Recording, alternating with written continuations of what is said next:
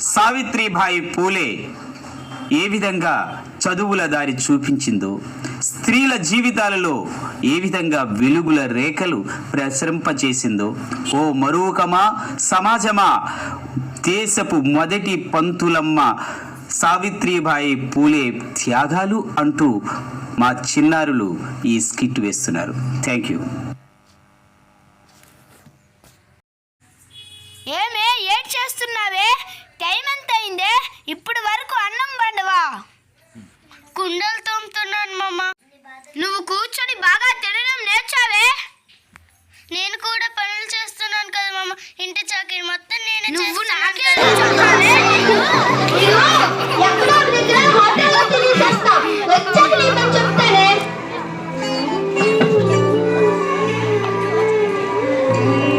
ఇదేలే తరతరాల చరితం, జ్వలించే జీవితాల కథనం. ఇదేలే తరతరాల చరితం, జ్వలించే జీవితాల కథనం. పగేమో ప్రాణమయ్యేనా, ప్రేమలే దూరమయ్యేనా, నిరాశే నింగికెగసేనా, ఆశలే రాలిపోయేనా. ఇదేలే తరతరాల చరితం, జ్వలించే జీవితాల కథనం. చీటికి మాటికి నన్ను మా మామ కొడుతున్నాడు. నేను చచ్చిపోవాలి. నన్ను ఎవరు అడిగేవాడే లేరు.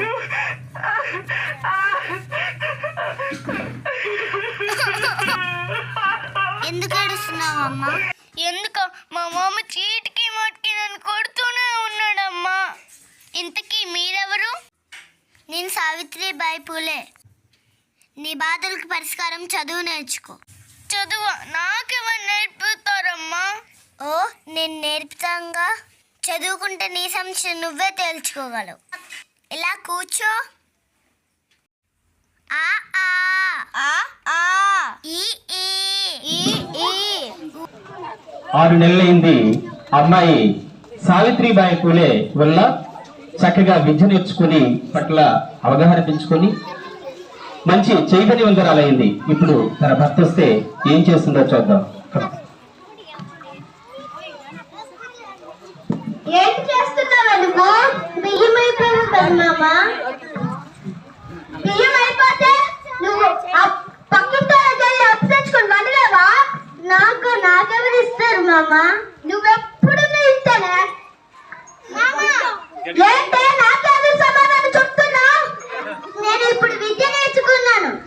స్త్రీకి ఉండే హక్కులు నాకు ఇప్పుడు తెలుసు. నువ్వు అనవసరంగా కట్టడం నన్ను తప్పు. ఏంటే నోరు లభిస్తుంది?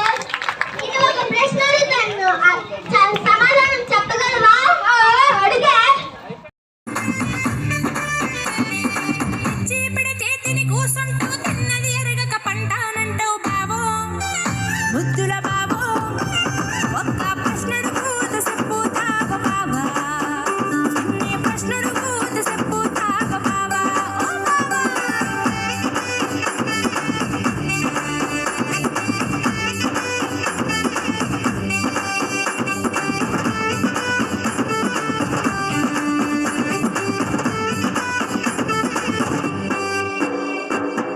పొద్దు పొద్దున్నే లేసి బాసంట్లో తోమినాను, కడిగేది